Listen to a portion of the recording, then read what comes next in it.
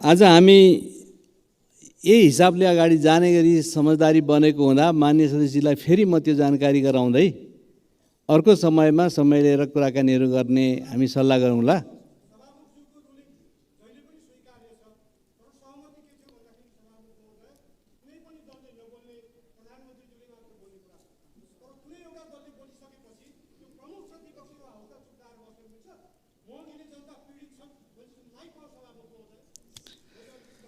मान्य सदस्य त्यही समझदारी भएकै कारणले मैले मान्यज्यूलाई माइक दिन सक्दिनँ। मान्यज्यू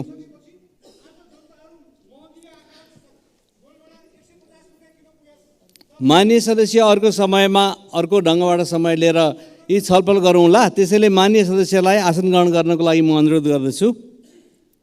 मान्य सदस्य आसन ग्रहण गरौँ।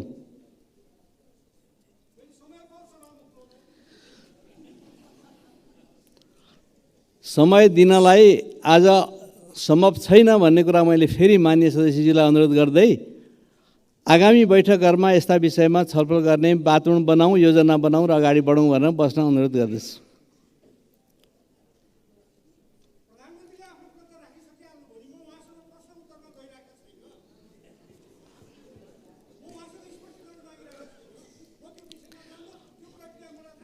माननीय सदस्य, आज मैले अघि पनि राखेँ, विशेष समय छैन, शून्य समय छैन र आज हामी के भने प्रधानमन्त्रीको विशेष कार्यक्रम पछाडि नियमित कार्यसूची जे छ त्यसमा तय भएको कार्यसूचीमा जान्छौँ भनेर मैले राखिसकेको हुँदा मैले विशेष अनुरोध गरेँ। माननीय सदस्य बसौँ।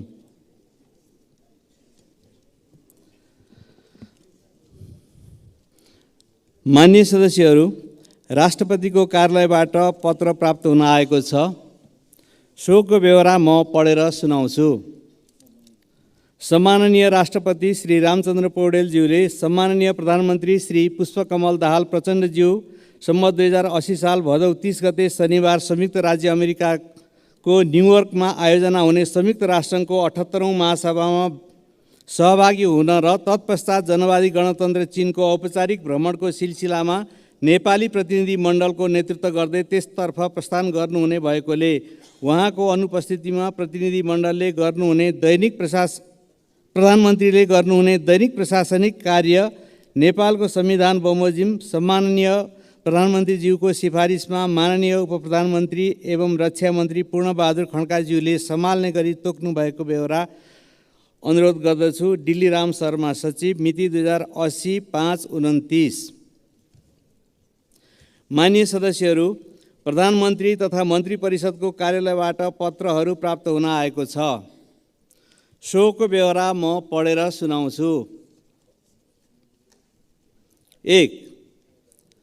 माननीय परराष्ट्र मन्त्री नारायण प्रकाश साउद न्युयोर्कमा आयोजना हुने संयुक्त राष्ट्रसङ्घको पिस बिल्डिङ कमिसनको कार्यक्रममा प्रतिनिधित्व गर्न सम्मत 2080 साल भदौ 26 गते त्यसतर्फ प्रस्थान गर्नुभएकोले उहाँको अनुपस्थितिमा उहाँले सम्हाल्दै आउनुभएको परराष्ट्र मन्त्रालयको कार्यभार सम्माननीय प्रधानमन्त्रीज्यूबाट माननीय अर्थमन्त्री डाक्टर प्रकाश शरण महतले सम्हाल्ने गरी तोक्नु भएको बेहोरा अनुरोध गर्दछु। वैकुण्ठ अर्याल, मुख्य सचिव, मिति 2080 5/26। 2. माननीय कृषि तथा पशुपक्षी विकास मन्त्री डाक्टर बेदुराम भुषाल क्युबाको हवानामा आयोजना हुने ग्रुप अफ 77 एन्ड चाइना शिखर सम्मेलनमा सहभागी हुन सम्मत 2080 साल भदौ 27 गते त्यसतर्फ प्रस्थान गर्नुहुने भएकोले उहाँको अनुपस्थितिमा उहाँले सम्हाल्दै आउनुभएको कृषि तथा पशुपक्षी विकास मन्त्रालयको कार्यभार सम्माननीय प्रधानमन्त्रीज्यूबाट माननीय उपप्रधानमन्त्री एवं गृहमन्त्री नारायण काजी श्रेष्ठले सम्हाल्ने गरी तोक्नु भएको बेहोरा अनुरोध गर्दछु। वैकुण्ठ अर्याल, मुख्य सचिव, मिति 2080 5/26। 3.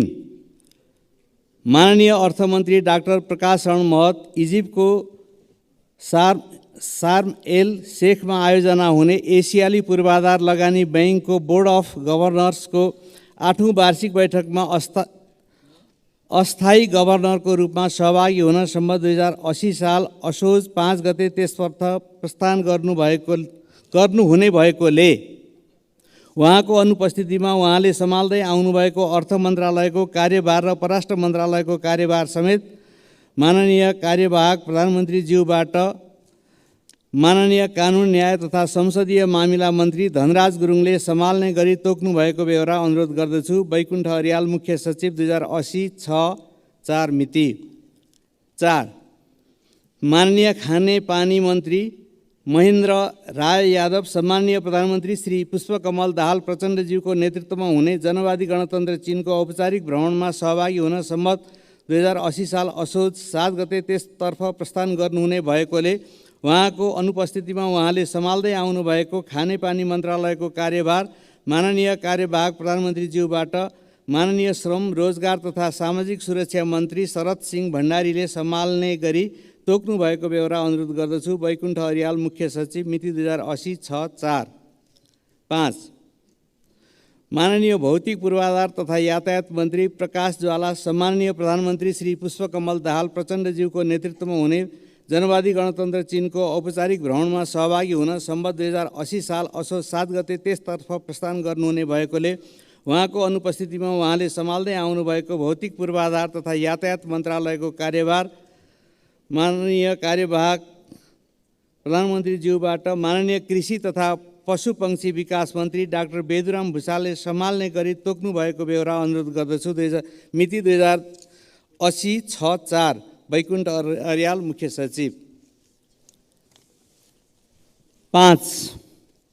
माननीय युवा तथा खेलकुद मन्त्री डिगबहादुर लिम्बू, मित्र राष्ट्र चीनको होङजाओ सहरमा आयोजना हुने 19औं एसियाली खेलकुद प्रतियोगितामा नेपाल तर्फबाट सहभागी हुने प्रतिनिधि मण्डलको नेतृत्व गर्दै सम्मत 2080 साल असोज 5 गते त्यसतर्फ प्रस्थान गर्नुहुने भएकोले उहाँको अनुपस्थितिमा उहाँले सम्हाल्दै आउनुभएको युवा तथा खेलकुद मन्त्रालयको कार्यभार माननीय कार्यवाहक प्रधानमन्त्रीज्यूबाट माननीय शहरी विकास मन्त्री सीता गुरुङले सम्हाल्ने गरी तोक्नु भएको बेहोरा अनुरोध गर्दछु। बैकुण्ठ अर्याल, मुख्य सचिव, मिति 2080-6/5। मान्य सदस्यहरू, विद्यालय शिक्षा विधेयक 2080 लाई प्रस्तुत गर्न अनुमति माग्ने प्रस्तावमाथि प्रतिनिधि सभा नेवाली 2079 को नियम 105 बमोजिम माननीय श्री प्रेम सुवालबाट विरोधको सूचना प्राप्त हुन आएको बेहोरा जानकारी गराउँछु।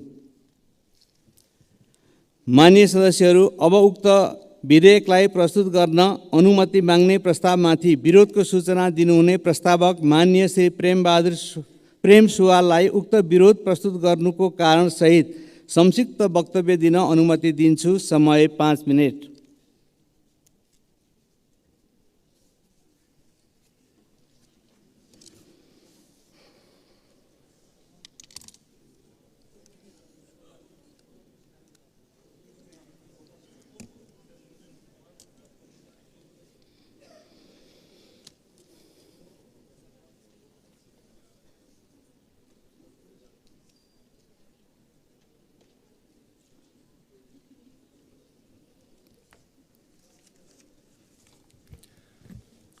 सभामुख महोदय, यो विद्यालय शिक्षा सम्बन्धी विधेयक दर्ता हुने बित्तिकै शिक्षकहरूमा असन्तुष्ट भयो, आन्दोलन पनि भयो र हामीले विद्यालय शिक्षा विधेयकमा निशुल्क र अनिवार्य शिक्षा दिने भनेर उल्लेख गर्नुपर्ने, तालिम प्राप्त विषयगत शिक्षक देशभरि प्राप्त गराउने र उत्पादन श्रमसँग जोडिएको शिक्षा प्रदान गर्ने पनि यसमा आउनुपर्ने त्यो आएन र शिशु स्याहार, प्रारम्भिक बाल विकास तथा शिक्षा, आधारभूत शिक्षा, माध्यमिक शिक्षामा अध्यापन गराउने शिक्षकहरूको लागि विश्वविद्यालयमा उत्कृष्ट नतिजा भएकाहरूलाई नियुक्तिमा जोड दिने, त्यसको लागि शिक्षण पेसामा सुविधा अलि बढी दिने। अरू पेसाभन्दा शिक्षा समाजको बिउ हो। अब शिक्षा नराम्रो भएपछि, शिक्षक नराम्रो भएपछि भविष्य राम्रो हुँदैन देशको। यतातिर यो विधेयकले ध्यान दिन सकेन र निजी लगानीका विद्यालयलाई तोकिएको समयभित्र सरकारले क्षतिपूर्ति दिएर लिइहाल्ने। शिक्षा व्यापार होइन। अहिले 2 लाख 3 लाख महिनाको फी उठाउने विद्यालय पनि छन्। विद्यालय सञ्चालकहरू केही माननीयहरू भएको पनि नाम बाहिर आएको छ। यसरी यसलाई चाहिँ सम्बोधन गरेन र शैक्षिक गुठी अन्तर्गतको विद्यालय भनेको सरकारकै सम्पत्ति हो र वर्षेनी सहयोग गर्नुपर्ने हो शैक्षिक गुठी अन्तर्गतकालाई। यो आएको छैन र प्रत्येक जिल्लामा शिक्षा कार्यालय हटाइसकेको र शिक्षकहरूले पनि यो माग गरेको र यो स्थानीय तहमै बन्दोबस्त गर्ने कुरो भइसकेकोलाई फेरि जिल्ला शिक्षा कार्यालय पुनर्स्थापन गर्नेलाई यो प्रतिगमनै भयो, सरकार प्रतिगामी भयो भनेर विरोध भएको छ। यसलाई पनि सम्बोधन गरेन यो विधेयकले। र देशभरि नै एकै प्रकारको अध्ययन र अध्यापनको व्यवस्था गरी गुणस्तरीय शिक्षा कायम गर्न राष्ट्रिय स्तरमै कक्षा 10 को परीक्षा लिनुपर्छ। अब 12मा मात्र परीक्षा लिने भए राष्ट्रिय स्तरको शिक्षाको गुणस्तर हुँदैन। त्यसकारण विद्यार्थीलाई बीचमा परीक्षाको बन्दोबस्त गर्नुपर्छ। यो हटाइएको पनि ठिक भएन। शिक्षाविदहरूले पनि यो विषय आलोचना गरेको छ र शिक्षकले देश र जनताको हितमा राजनीति गर्न पाउनुपर्छ। खुला सिमानामा भूमि मिचे पनि शिक्षक बोल्न नपाउने, महँगी भए पनि बोल्न नपाउने, भ्रष्टाचारको पनि बोल्न नपाउने, तस्करको पनि बोल्न नपाउने, अभिव्यक्ति स्वतन्त्रता हनन गरिएको छ यो विधेयकमा। त्यस्तो हुँदैन।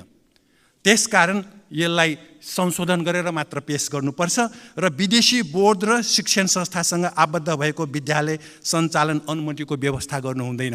हाम्रो आफ्नै बोर्डलाई राम्रो बनाउने हो र स्कलरसिप कुनै मित्र देशले दिन्छ भने त्यहाँ पठाइदिने हो। नभए अहिले हाम्रो 500वटा कलेज बन्द हुने अवस्था छ।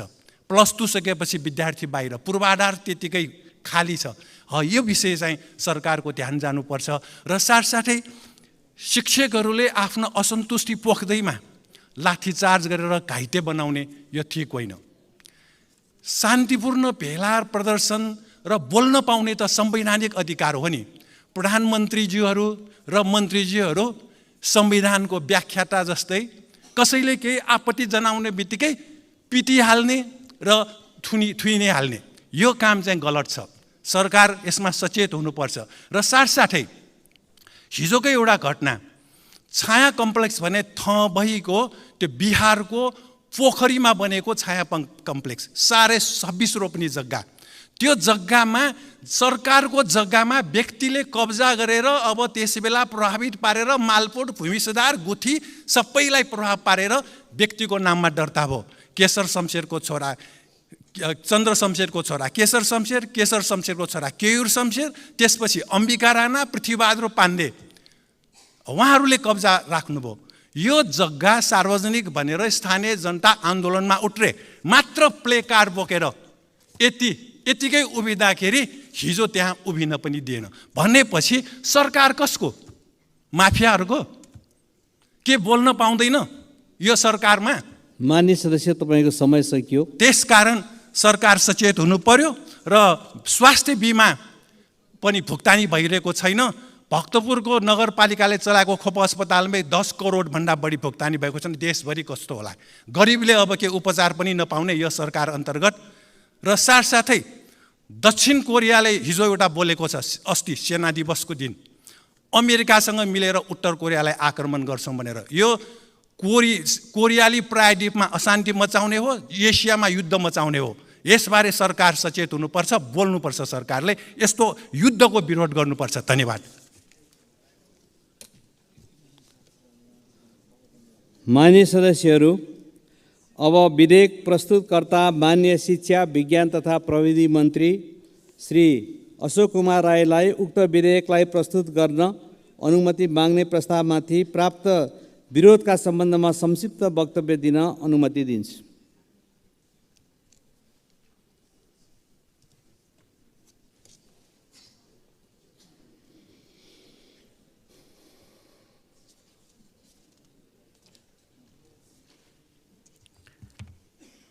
सम्माननीय सभामुख महोदयको आज्ञाले विद्यालय शिक्षा सम्बन्धी कानुनलाई संशोधन र एकीकरण गर्न बनेको विधेयकमाथि माननीय सदस्यले राख्नुभएको जुन विरोधको सूचना छ, यो सूचनालाई फिर्ता लिएर यो विधेयकलाई चाहिँ नि ऐन बनाउने प्रक्रियामा संसदको भूमिकालाई प्रभावकारी बनाउनेतर्फ सहयोग पुर्याउन हार्दिक अपिल गर्दछु। यो विधेयक 75 सालमा मस्यौदा भएर अनेकचोटि मन्त्री परिषदमा पुग्दै फिर्ता हुँदै गरेको विधेयक हो।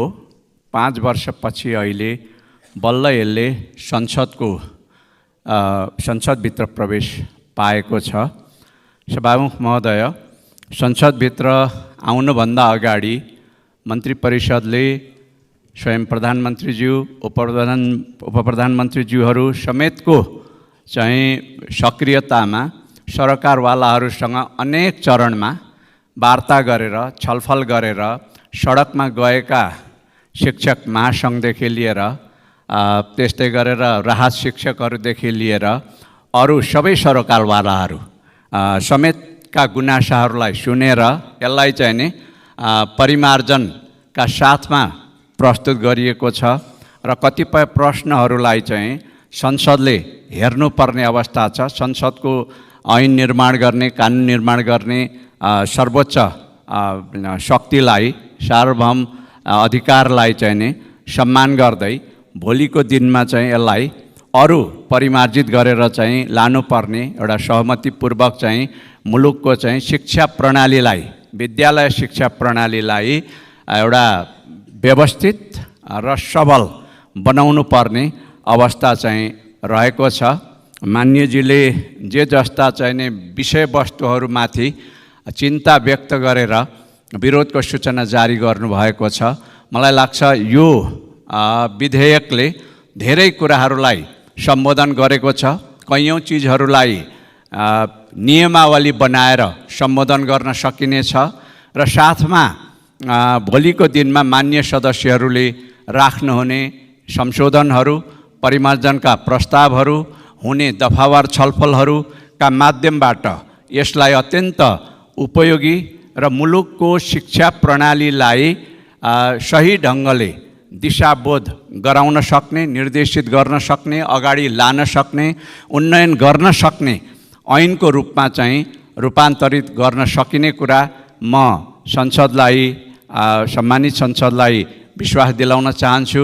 मान्य सदस्यले राख्नुभएका सरकारहरू चाहिँ सुयोग्य व्यक्तिहरूलाई चाहिँ शिक्षामा ल्याउन पर्यो, राम्रो चाहिने पे एन्ड पर्क्स दिनु पर्यो, उहाँहरूलाई चाहिने सुविधाहरू दिनु पर्यो भन्नेतर्फ पनि यो ऐनको चाहिँ मस्यौदा, यो विधेयकमा चाहिँ ध्यान दिइएको छ र साथसाथै शिक्षक महासङ्घ लगायत चाहिने अरू सरकारवालाहरूसँग छलफल गर्दा त्यो विषयमा ध्यान दिइएको छ। विद्यालयको चाहिँ सम्पत्ति सुरक्षित हुनुपर्छ, त्यसको दुरुपयोग हुनु हुँदैन भन्ने कुरामा पनि यसमा एकदमै सही ढङ्गले चाहिने प्रस्ताव अगाडि सारिएको छ। त्यस्तै गरेर शिक्षकहरूलाई चाहिने राजनीतिबाट टाढा राख्नुपर्छ। मान्छेको व्यक्तिगत आस्था आफ्नो ठाउँमा छ, तर त्यो आस्थाका कारणले पठन पाठनलाई चाहिँ प्रभावित पार्नु हुँदैन, शिक्षाको गुणस्तरलाई प्रभावित पार्नु हुँदैन। उहाँहरूले कसैको चाहिँ के भन्दाखेरि सदस्यता लिएर कसैका विरुद्धमा, कसैका लागि भोट माग्ने काम गर्नु हुँदैन भन्ने कुरा राखिएको छ भने अर्कोतिर चाहिँ आफ्नो ट्रेड युनियन अधिकार अन्तर्गत आफ्नो पेशागत हक हितका निम्ति उहाँहरूले सङ्गठित हुन पाउने शिक्षक महासङ्घको व्यवस्था गरिएको छ र त्यस हिसाबले शिक्षकहरूको पेशागत चाहिँ उन्नयन र उनीहरूको पेशागत हक अधिकार, उनीहरूका अधिकार र कर्तव्यहरू समेतलाई सुनिश्चित गर्ने गरी यो विधेयक चाहिँ प्रस्ताव गरिएको छ। त्यस्तै गरेर शिक्षाको स्तरलाई चाहिँ माथि उठाउनको लागि राष्ट्रिय परीक्षा बोर्ड, त्यसको स्वायत्तता, त्यसमा चाहिने कार्यरत कर्मचारीहरूको चाहिँ पेशागत हक हित समेतलाई ध्यान दिनुपर्ने स्थिति छ भने अर्कोतिर यता चाहिँ हाम्रो करिकुलम, पाठ्यक्रम चाहिँ विकासका सम्बन्धमा पाठ्यक्रम, पाठ्यपुस्तकहरू तर्जुमा गर्ने सन्दर्भमा पनि अहिलेको समसामयिक परिवर्तनलाई समेत आत्मसात गरेको पाठ्यक्रम, पाठ्यपुस्तकहरू तयार गर्नुपर्ने तर्फ पनि विधेयकको ध्यान गएको छ। त्यसकारण यो विधेयक चाहिँ वास्तवमा धेरै एकदम मल्टिल्याटरल चाहिने भएको सम्बन्ध भएको विधेयक रहेछ। यसले चाहिने मातृभाषामा शिक्षा चाहिँ प्राप्त गर्नुपर्ने समूहदेखि लिएर परम्परागत शिक्षाहरू संस्कृत शिक्षा, गुरुकुल शिक्षा, मदरसा शिक्षा, गुम्बा विहार शिक्षा लगायतका चाहिँ परम्परागत शिक्षाहरू हाम्रो मुलुकको अहिलेको चाहिँ शिक्षा क्षेत्रमा चाहिँ मूल चाहिँ जोड जुन प्राविधिक शिक्षामा छ त्यो शिक्षा, साधारण शिक्षा सबै चिजलाई चाहिँ सन्तुलित गरेर लिएर जानुपर्ने भएको हुनाले यो धेरै नै गम्भीर महत्त्वको चाहिँ विधेयक रहेको छ र यसलाई चाहिँ सम्मानित संसदले हेरेर छलफल गरेर अध्ययन गरेर यसलाई अत्यन्त उपयोगी, अत्यन्त चाहिँ राम्रो ऐनको रूपमा चाहिँ अगाडि लानुपर्ने भएको हुनाले म सम्मानित संसद समक्ष यो निवेदन गर्दै विरोधको सूचना प्रस्तुता मान्यज्यूलाई सो सूचना चाहिँ फिर्ता लिएर सहयोग गरिदिनु हुन हार्दिक अपिल पनि गर्दछु। धन्यवाद।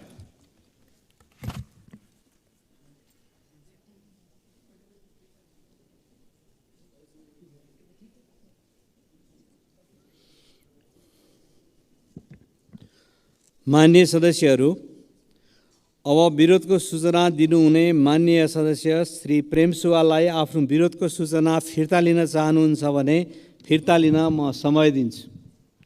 सभामुख महोदय, मान्य मन्त्रीज्यूले यो शिक्षक सङ्गठनको बारे जुन राख्नुभयो, संविधानको धारा 34 अनुसार श्रमिक, त्यो पनि निजी क्षेत्रका श्रमिकले मात्र सङ्गठन गर्न पाउने भन्ने छ। त्यसकारण यो संविधान विपरीत अभिव्यक्ति भयो। र अर्को, शिक्षकले देश र जनताको हितमा बोल्ने भनेको त्यो राजनीति पनि हो। त्यो बोल्नै नपाउने त भएन नि, राजनीति गर्न पाउँदैन भनेर। त्यसकारण म आफ्नो विरोधको सूचना फिर्ता नलिने जानकारी गराउन चाहन्छु। धन्यवाद। माननीय सदस्य श्री प्रेम सुवालले आफूले दिनुभएको विरोधको सूचना फिर्ता लिन नचाहनु भएकोले उक्त विरोधको सूचनालाई निर्णयार्थ म प्रस्तुत गर्दछु। माननीय सदस्यहरू, यो प्रस्तावको पक्षमा हुने माननीय सदस्यहरूले हुन्छ भन्नुहोला र यसको विपक्षमा हुने माननीय सदस्यहरूले हुन्न भन्नुहोला। यो प्रस्तावको पक्षमा हुने माननीय सदस्यहरूले हुन्छ भन्नुहोस्। यसको विपक्षमा हुने माननीय सदस्यहरूले हुन्न भन्नुहोस्।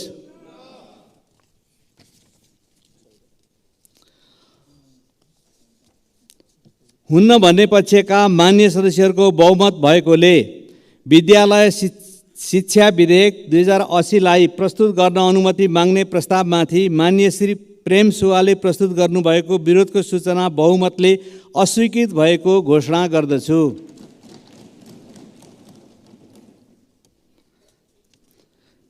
माननीय सदस्यहरू, विद्यालय शिक्षा विधेयक 2080लाई अनुमति माग्ने प्रस्तावमाथि प्राप्त विरोधको सूचनाहरू बहुमतले अस्वीकृत भएकोले प्रतिनिधि सभा नियमावली 2079 को नियम 106 बमोजिम विद्यालय शिक्षा विधेयक 2080 प्रस्तुत गर्न अनुमति प्राप्त भएको घोषणा गर्दछु।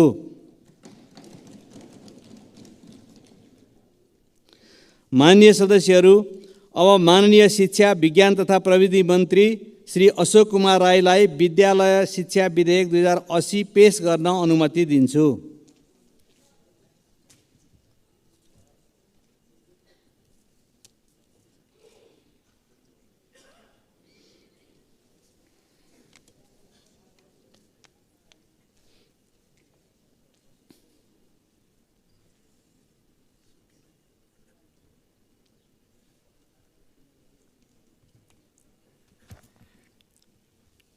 सम्माननीय सभामुख महोदय, प्रत्येक नागरिकलाई आधारभूत शिक्षामा पहुँचको हक तथा प्रत्येक नागरिकलाई राज्यबाट आधारभूत तहको शिक्षा अनिवार्य र निःशुल्क तथा माध्यमिक तहको शिक्षा निःशुल्क पाउने हक हुने व्यवस्था नेपालको संविधानको धारा 31 मा गरिएको छ। संविधानको धारा 51 मा राज्यका नीतिहरू अन्तर्गत खण्ड ज मा शिक्षालाई वैज्ञानिक, प्राविधिक, व्यावसायिक, सिपमूलक, रोजगारमूलक एवं जनमुखी बनाउँदै सक्षम, प्रतिस्पर्धी, नैतिक एवं राष्ट्रिय हितप्रति समर्पित जनशक्ति तयार गर्ने, शिक्षा क्षेत्रमा राज्यको लगानी अभिवृद्धि गर्ने सहितका व्यवस्थाहरू रहेका छन्। उक्त नीतिको कार्यान्वयन कानुनी व्यवस्था बमोजिम हुने हुनाले संविधानको धारा 56मा भएको राज्यको संरचना, धारा 57मा भएको राज्य शक्तिको बाँडफाँड तथा संविधानको अनुसूची 8 र 9मा भएका स्थानीय तहको अधिकार एवं सङ्घ, प्रदेश र स्थानीय तहको अधिकारको साझा सूचीमा भएका व्यवस्थालाई कार्यान्वयन गरी अधिकारमा आधारित शिक्षाको प्रबन्धका साथै मुलुकको समग्र विकासका लागि नैतिक मूल्य र मान्यता सहितको सबल र सक्षम जनशक्ति विकास गर्न आवश्यक भएको छ। यसका लागि नेपालको शासकीय मूल संरचना अनुकूल हुने गरी विद्यालय शिक्षा सम्बन्धी कानुनलाई संशोधन र एकीकरण गर्न छुट्टै ऐन आवश्यक भएको छ। विद्यालय शिक्षाको राष्ट्रिय मानक तथा मापदण्ड निर्धारण गर्न तथा विद्यालय शिक्षाका मूलभूत विषयमा समता, एकरूपता र गुणस्तर कायम गरी विद्यालयको स्थापना र सञ्चालन सम्बन्धी विषयलाई व्यवस्थित गर्न विद्यालय शिक्षासँग सम्बन्धित प्रचलित कानुनलाई संशोधन र एकीकरण गर्नु परेको छ। यसबाट विद्यालयको स्थापना र सञ्चालन, पाठ्यक्रम तथा पाठ्य सामग्री र शैक्षिक गुणस्तर, परीक्षा सञ्चालन तथा व्यवस्थापन, सार्वजनिक विद्यालयका शिक्षक र कर्मचारीको नियुक्ति, पदीय आचरण, सरुवा, कारबाही तथा अवकाशका विषयमा देशभर एकरूपता कायम हुनुका साथै शिक्षक सेवा आयोग, राष्ट्रिय परीक्षा बोर्ड तथा मन्त्रालय अन्तर्गतका संरचनात्मक व्यवस्थाबाट प्रवाह हुने सेवा प्रभावकारी हुन गई संवैधानिक व्यवस्था अनुरूपको सङ्घ, प्रदेश तथा स्थानीय तहको काम, कर्तव्य र जिम्मेवारीको प्रभावकारी कार्यान्वयन हुनेछ।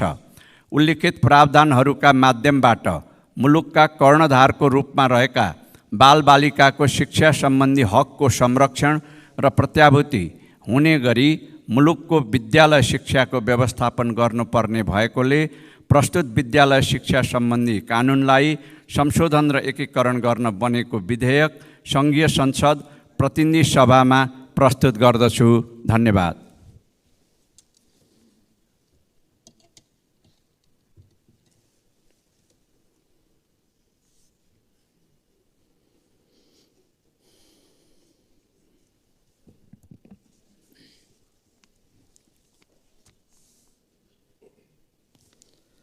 मान्य सदस्यहरू, प्रतिनिधि सभाको अर्को बैठक 2080 साल असोज 16 गते मङ्गलबार दिनको 1 बजे बस्ने गरी यो बैठक स्थगित हुन्छ।